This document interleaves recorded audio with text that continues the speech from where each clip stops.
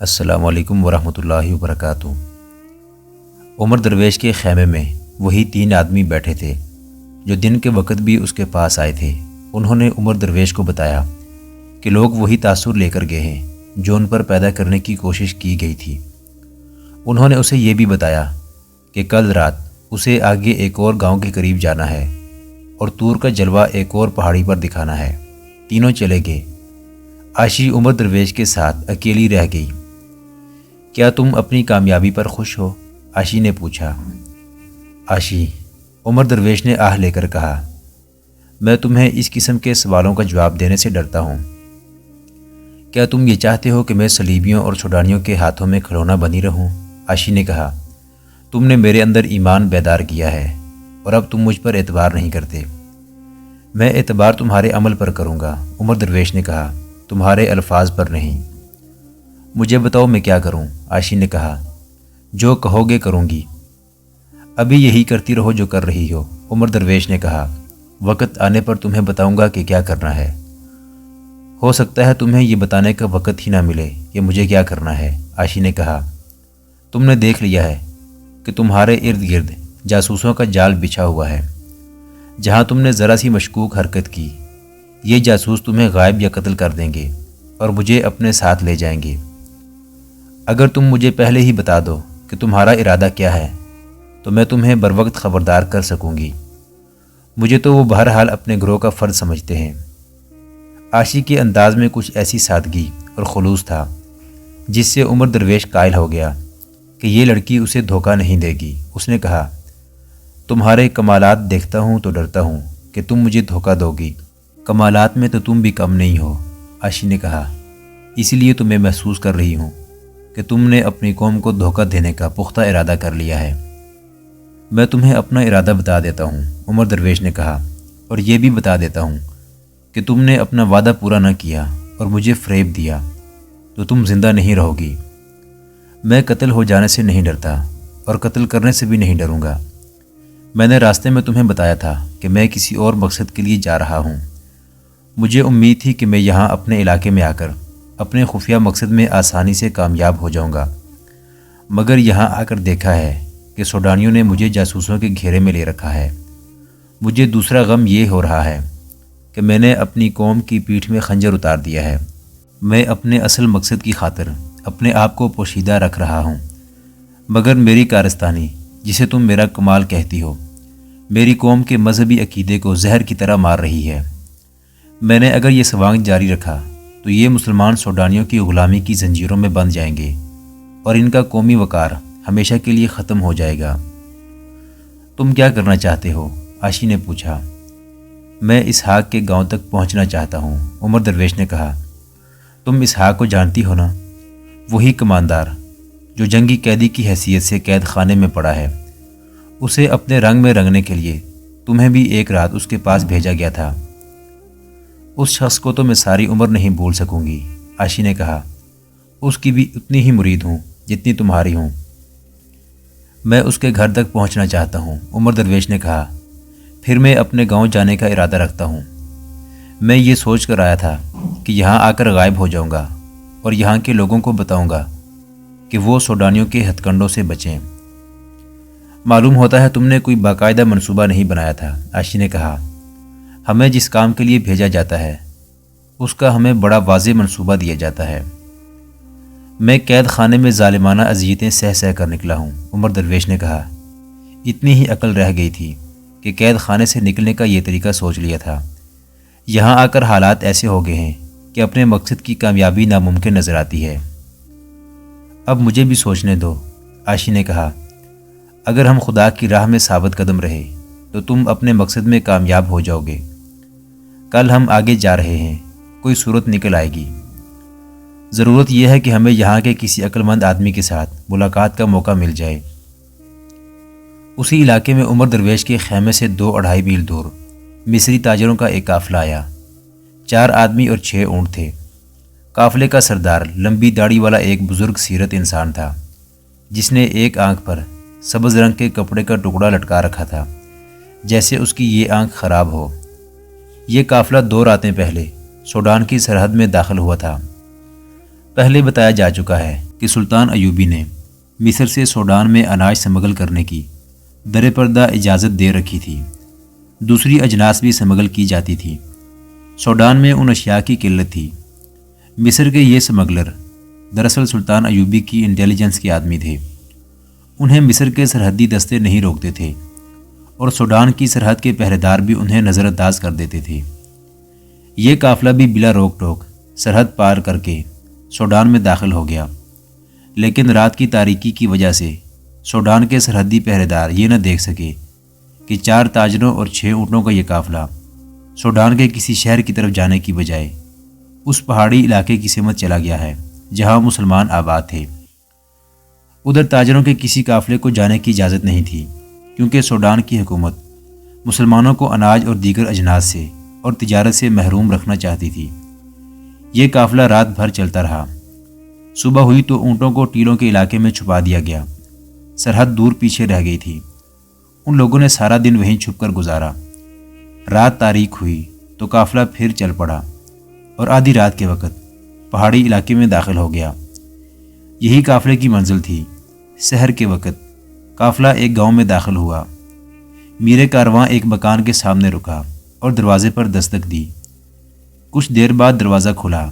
ایک آدمی ہاتھ میں دیا لیے باہر آیا۔ میر کارواں نے اس کے کان میں کچھ کہا۔ دروازہ کھولنے والے نے کہا، خوش آمدید، تم سب فوراً اندر چلو، اونٹوں کو ہم سنبھال لیں گے۔ چاروں تاجر اندر چلے گئے۔ میزبان نے اپنے گھر والوں کو اور پڑوس کے 2-3 آدمیوں کو جگایا۔ سب نے اونٹوں کو مختلف گھروں کے اونٹوں میں بانٹ کر باندھ دیا۔ سامان اتار کر میزبان کے گھر میں رکھ دیا گیا۔ میر کارواں نے کہا کہ سامان فوراً کھولو اور غائب کر دو۔ سب نے سامان کھولا تو اس میں اناج کی بجائے تیروں کا ذخیرہ تھا۔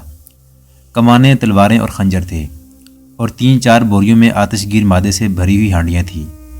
یہ سامان غائب کر دیا گیا۔ کیا میں اپنے آپ میں آ جاؤں؟ میر کارواں نے پوچھا۔ تنگ آ گیا ہوں۔ کوئی خطرہ نہیں، میزبان نے کہا، سب اپنے لوگ ہیں۔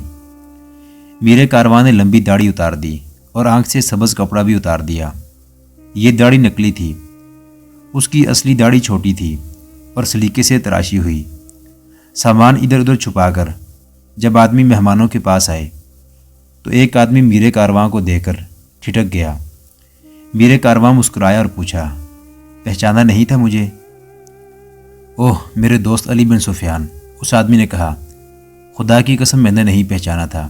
اس نے آہ بھر کر کہا، ہماری خوش نصیبی ہے کہ آپ خود آگے ہیں، یہاں کے حالات ٹھیک نہیں۔ مجھے اطلاع مل گئی تھی کہ سوڈان کے قید خانے کے ایک سپاہی نے سوڈانی فوج کے 2 کمانداروں کو قتل کر دیا ہے، علی بن سفیان نے کہا، اور مجھے یہ بھی پتہ چلا ہے کہ سوڈانی ہمارے جنگی قیدیوں کو ہمارے خلاف استعمال کرنے کی کوشش کر رہے ہیں۔ لمبی داڑھی اور آنکھ پر سبز پٹی اور تاجروں کے چوغے کے روپ میں سلطان صلاح الدین ایوبی کا ماہر جاسوس اور سراغ رساں علی بن سفیان تھا، جو یہاں کے حالات کا جائزہ لینے آیا تھا۔ اسے جاسوسوں نے قاہرہ جا کر جو خبریں دی تھی وہ ان کی روشنی میں باتیں کر رہا تھا، اور وہ جس گھر میں بیٹھا تھا وہ اس کے بھیجے ہوئے جاسوسوں کا مرکز تھا۔ اس کا میزبان سوڈانی باشندہ تھا۔ یہ سب لوگ سلطان ایوبی کے پرستار تھے۔ ان لوگوں نے علی بن سفیان کو ایک نئی بات سنائی۔ افواہ پھیل رہی ہے کہ خدا کا کوئی ایلچی آیا ہے جو پانی کو آگ لگاتا ہے، میزبان نے علی بن سفیان کو بتایا، اور وہ لوگوں کو اس قسم کی باتیں کہتا ہے کہ خدا نے مجھے یہ پیغام دے کر مردوں میں سے اٹھایا ہے کہ مسلمانوں سے کہو کہ سوڈان کے وفادار ہو جائیں، کیونکہ یہ زمین تمہاری ماں ہے۔ اس نے عمر درویش کے متعلق ساری باتیں سنا دیں، لیکن اسے یہ معلوم نہیں تھا کہ عمر درویش رات کو طور کا جلوہ دکھا کر لوگوں کے دلوں میں بے حد خطرناک شکوک پیدا کر چکا ہے۔ مجھے یہی ڈر تھا کہ دشمن عقیدوں پر حملہ کرے گا، علی بن سفیان نے کہا، اس لیے میں خود آیا ہوں۔ صلیبی تخریب کاری کے ماہر ہیں اور ہماری قوم جذباتی ہے۔ صلیبی الفاظ کا بڑا ہی دل فریب جالا تن دیتے ہیں۔ ہمارے بھائی کھنچے ہوئے اس کے حسین تاروں میں الجھ جاتے ہیں۔ مجھے فوری طور پر اس فتنے کے متعلق زیادہ سے زیادہ معلومات ملنی چاہیے۔ میرا خیال ہے کہ عمر درویش کو میں جانتا ہوں، ہماری فوج کے ایک دستے کا کماندار تھا۔ اس علاقے میں مصری جاسوس چھاپا مار بھی تھے۔ علی بن سفیان نے میزبان سے کہا کہ وہ چند ایک آدمیوں کو بلانے کا انتظام کرے تاکہ اس تخریب کاری پر جوابی حملہ کیا جا سکے۔ سورج طلوع ہو رہا تھا۔ جاسوسوں کو بلانے کے لیے آدمی دوڑا دیے گئے۔ وہ گئے ہی تھے کہ ایک گھوڑا جو سر پر دوڑتا آ رہا تھا اس مکان کے سامنے آ رکا۔ سوار اتر کر اندر آیا تو سب احترام کے لیے اٹھے۔ یہ امام تھا، اور یہ وہی امام تھا جس نے عمر درویش کے خلاف آواز اٹھائی تھی۔ لوگ اسے دھکے دیتے چلے گئے تھے۔ پھر رات کو اس پر 2 نامعلوم آدمیوں نے قاتلانہ حملہ کیا تھا۔ امام وہیں سے واپس آ گیا تھا۔ اسے معلوم تھا کہ مسلمانوں نے اس گاؤں اور اس گھر میں جاسوسی اور دیگر سرگرمیوں کا خفیہ مرکز بنا رکھا ہے۔ امام اپنے گھر گیا اور گھوڑے پر سوار ہو کر اس گاؤں کو روانہ ہو گیا۔ یہ امام اس پر یقین رکھتا تھا کہ عمر درویش شعبدہ باز ہے۔ وہ اس گاؤں میں رپورٹ دینے اور شعبدہ بازی کے خلاف کارروائی کرنے کے لیے آیا تھا۔ آگے علی بن سفیان بیٹھا تھا۔ امام علی بن سفیان سے واقف نہیں تھا۔ تعارف کرایا گیا تو امام نے تفصیل سے سنایا کہ عمر درویش نے کیا شعبدہ دکھایا ہے اور مسلمان تماشائیوں نے اس کا کس طرح اثر قبول کیا ہے۔ اگر ہم نے یہ سلسلہ نہ روکا تو مسلمان اپنے عقیدوں سے منحرف ہو جائیں گے۔ امام نے کہا، یہ شخص جو اپنا نام عمر درویش بتاتا ہے آج رات اگلے گاؤں کو جا رہا ہے اور یہی شعبدہ دکھائے گا۔ انہوں نے تھوڑی دیر اس مسئلے پر غور کیا۔ ایک طریقہ یہ سوچا گیا کہ عمر درویش کو قتل کر دیا جائے۔ علی بن سفیان نے اتفاق نہ کیا۔ اس نے اس قسم کا اظہار کیا کہ اسے یقین ہے کہ عمر درویش کو قتل کیے بغیر راہ راست پر لایا جا سکے گا اور اسی کی زبان سے کہلوا لیا جائے گا کہ اس نے جو معجزے دکھائے ہیں وہ شعبدہ بازی تھی۔ قتل کے خلاف دلائل دیتے ہوئے اس نے کہا کہ اس طرح لوگ اسے اور زیادہ برحق ماننے لگیں گے۔ علی بن سفیان کے ساتھ تاجروں کے بھیس میں جو 3 آدمی آئے تھے وہ مصری فوج کے غیر معمولی طور پر ذہین، اپنے فن کے ماہر اور تجربہ کار لڑاکا جاسوس تھے۔ علی بن سفیان نے انہیں تاجروں کے بھیس میں ساتھ لیا، خود لمبی داڑھی اور ایک آنکھ پر سبز پٹی کا بہروپ چڑھایا، گھوڑے منگوائے، چند اور آدمیوں سے کہا کہ وہ گھوڑوں اور اونٹوں پر سوار ہو کر اس کے پیچھے پیچھے آئیں۔ اس نے سب کو ہدایات دی اور امام کے ساتھ اس سمت روانہ ہو گیا جہاں عمر درویش کو خیمہ زن ہونا تھا۔ عمر درویش صبح طلوع ہوتے ہی اگلے مقام کے لیے روانہ ہو گیا تھا۔ اس کے ساتھی اس علاقے کے لوگوں کے لباس میں اس کی حفاظت کے لیے جا رہے تھے۔ اس کی تشہیر دور دور تک ہو گئی تھی۔ وہ ایک اور گاؤں سے کچھ دور رک گیا اور خیمہ گاڑ دیا۔ تھوڑی سی دیر میں وہ اور عاشی تیار ہو گئے تھے۔ خیمے کے سامنے 2 مشعلیں جلا کر گاڑ دی گئیں۔ اس کے ساتھیوں نے گاؤں والوں کو جا کر بتایا کہ انہوں نے خدا کے جس الجی کے معجزے سنے ہیں وہ ان کے گاؤں کے باہر خیمہ زن ہے۔ لوگ دوڑے گئے۔ جن لوگوں نے ایک روز پہلے عمر درویش کو دیکھا تھا وہ بھی دور کا فاصلہ طے کر کے آگے۔ عمر درویش دونوں مشعلوں کے درمیان چھوٹے سے قالین پر بیٹھ گیا۔ عاشی اپنے اسی بھڑکیلے لباس اور طلسماتی بناؤ سنگار سے آراستہ تھی۔ عمر درویش کے سامنے کپڑا لپٹا پڑا تھا۔ اس نے وہی اداکاری شروع کر دی جو وہ پہلے کر چکا تھا۔ ایک آدمی نے وہی سوال پوچھا جو پہلے پوچھا گیا تھا۔ عمر درویش نے وہی باتیں اسی انداز سے دہرا کر کہا کہ کسی کے پاس پانی ہو تو اس کپڑے پر ڈالا جائے۔ علی بن سفیان اپنی پارٹی کے ساتھ پہنچ چکا تھا اور اس نے عمر درویش کو پہچان لیا تھا۔ اسے اچھی طرح معلوم تھا کہ یہ شخص مصری فوج کے ایک دستے کا کماندار ہے۔ علی بن سفیان کو بتا دیا گیا تھا کہ عمر درویش پانی کو آگ لگاتا ہے۔ علی بن سفیان کو ایک شک تھا۔ یہ تسلیم نہیں کیا جا سکتا تھا کہ پانی کو آگ لگ سکتی ہے۔ اس کے دماغ میں جو شک پیدا ہوا تھا اس کے مطابق وہ چھوٹے سے مشکیزے میں پانی اپنے ساتھ لے گیا تھا۔ جو ہی عمر درویش نے کہا کہ کسی کے پاس پانی ہو تو اسے کپڑے پر ڈالے تو ایک آدمی تیزی سے آگے بڑھا۔ اس کے پاس مشکیزہ تھا۔ اس نے کچھ پانی کپڑے پر انڈیل دیا۔ علی بن سفیان آگے بڑھا اور مشعل زمین سے اکھاڑ کر لوگوں سے کہا، تم میں سے کوئی آدمی آگے آئے۔ ایک آدمی جو علی بن سفیان کے ساتھ آیا تھا آگے گیا۔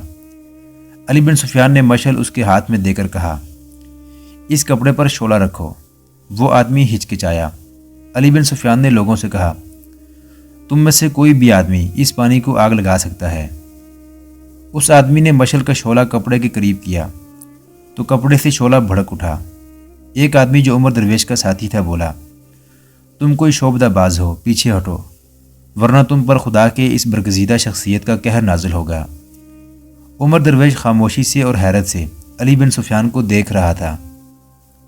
علی بن سفیان نے اپنا کمر بند کھول کر عمر درویش کے آگے رکھ دیا اور اس پر پانی انڈیل کر کہا، اگر تم خدا کے ایلچی ہو تو اس کپڑے کو آگ لگاؤ۔ اس نے مشعل عمر درویش کے آگے کر دی، مگر عمر درویش اس کے منہ کی طرف دیکھتا رہا۔ لوگوں نے آپس میں کھسر پسر شروع کر دی۔ علی بن سفیان کے ساتھ آئے ہوئے آدمیوں نے عمر درویش کے خلاف بولنا شروع کر دیا۔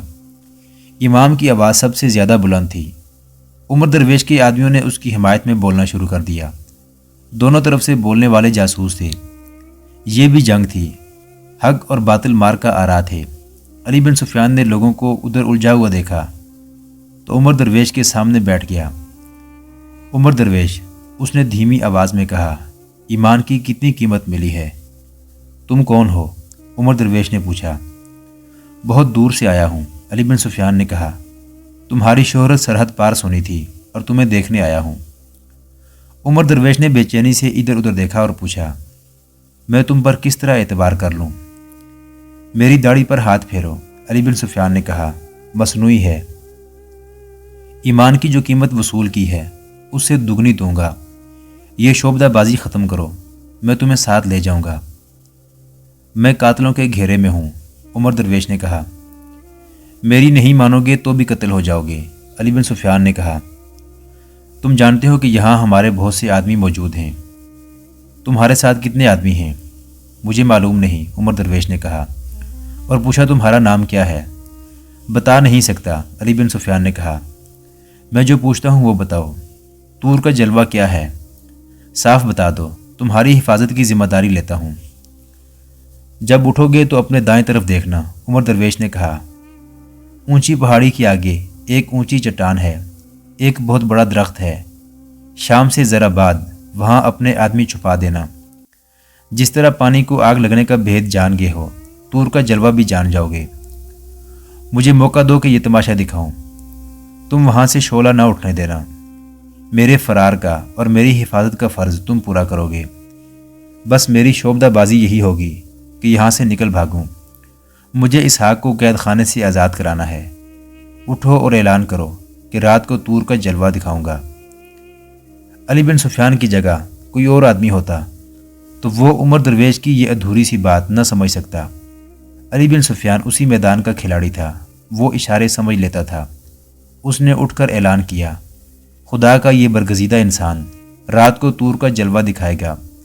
میں نے اس کی بات سمجھ لی ہے، تم سب چلے جاؤ، شام کے بعد آنا۔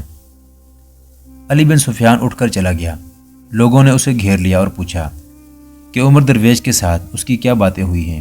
اس نے بلند آواز سے کہا، اس برگزیدہ ہستی کے سینے میں ایک پیغام اور ایک راز ہے۔ میں نے اپنا شک رفع کر لیا ہے، رات کو اس کا معجزہ ضرور دیکھنا۔ عمر درویش کے آدمی اس کے پاس جا بیٹھے اور پوچھا کہ اس آدمی کے ساتھ کیا باتیں ہوئی ہیں۔ عمر درویش نے جواب دیا، میں نے اسے قائل کر لیا ہے، لیکن یہ ہے کون؟ ایک آدمی نے کہا، اسے ضرور پتہ چل گیا ہے کہ کپڑے میں آتش گیر سیال ہے جو جل اٹھتا ہے۔ تم کیوں فکر کرتے ہو؟ عمر درویش نے مسکرا کر کہا، میں آج رات اس کے شکوک رفع کر دوں گا۔ اگر یہ رات کو آیا تو اسے ہم قتل کر دیں گے، دوسرے آدمی نے کہا۔ ابھی نہیں، عمر درویش نے کہا، کہیں ایسا نہ ہو کہ بنا بنا کھیل بگڑ جائے۔ اگر یہ رات کو میرے پاس آیا تو میں اسے خیمے میں بٹھا لوں گا، تم اسے باندھ کر اٹھا لے جانا۔ ہم اس کا پیچھا کرتے ہیں، تیسرے آدمی نے کہا، اسے نظر میں رکھنا ضروری ہے۔ دو آدمی اٹھے اور ان لوگوں سے جا ملے جو واپس جا رہے تھے۔ ان دونوں نے علی بن سفیان کو ڈھونڈا مگر وہ ان میں نہیں تھا۔ لوگوں سے پوچھا تو کوئی بھی نہ بتا سکا کہ وہ آدمی کہاں ہے جس کی داڑھی لمبی اور ایک آنکھ پر سبز پٹی بندھی تھی۔ علی بن سفیان گھوڑے پر سوار ہو کر دور نکل گیا تھا۔ عمر درویش خیمے میں عاشی کے ساتھ اکیلا رہ گیا تو عاشی نے اس سے پوچھا، یہ آدمی کون تھا؟ اس نے تمہارے ساتھ اس طرح باتیں کی تھی جیسے وہ تم سے اور تمہارے بہروپ سے واقف ہے۔ سنو عاشی، عمر درویش نے کہا، آج رات کچھ ہونے والا ہے، میں بتا نہیں سکتا کہ کیا ہوگا۔ اس آدمی کو میں پہچان نہیں سکا، اس نے بتایا بھی نہیں کہ وہ کون ہے۔ لیکن یہ کوئی معمولی آدمی نہیں۔ مجھے امید نہیں کہ آج رات ہم فرار ہو سکیں، اور یہ توقع بھی ہے کہ میں قتل ہو جاؤں گا۔ آج رات تمہیں ثابت کرنا ہوگا کہ تمہاری رگوں میں مسلمان باپ کا خون ہے۔ اگر تم نے مجھے دھوکہ دینے کی کوشش کی تو تم میرے ہاتھوں قتل ہوگی۔ اگر تم مجھے کچھ اور بھی بتا دو کہ کیا ہوگا اور مجھے کیا کرنا ہے تو شاید میں زیادہ اچھے طریقے سے تمہاری مدد کر سکوں گی۔ عائشہ نے کہا، میں تمہاری خاطر قتل ہونے کے لیے تیار ہوں، لیکن اس سے تمہارا مقصد پورا نہ ہوا تو میری جان رائیگاں جائے گی۔ تمہیں یہ کرنا ہے، عمر درویش نے کہا، کہ اپنے آدمیوں کی باتوں میں نہ آنا۔ کوشش کرنا کہ ان کا ارادہ قبل از وقت معلوم کر لو اور مجھے خبردار کر دو۔ میں بتا نہیں سکتا کہ آج رات کیا ہوگا، تم تیار رہنا۔ تم کئی بار کہہ چکے ہو کہ تمہیں مجھ پر اعتبار نہیں، عائشہ نے کہا، لیکن میں نے تمہیں ایک بار بھی نہیں کہا کہ مجھے تم پر اعتبار نہیں۔ اگر تم یہاں سے آزاد ہوگے تو کیا تم مجھے بھی اپنے ساتھ لے جاؤ گے؟ محترم ناظرین، سلطان صلاح الدین ایوبی کی تاریخ پر مشتمل سیریز دیکھنے کے لیے چینل کو سبسکرائب ضرور کر لیں۔ گزشتہ اقساط دیکھنے کے لیے چینل پر پلے لسٹ کا وزٹ کریں۔ ویڈیو کو لائک اور شیئر ضرور کیجیے۔ آج کی قسط کے بارے میں کمنٹ باکس میں اپنی رائے سے آغاز ضرور کریں۔ اللہ آپ کا حامی و ناصر ہو۔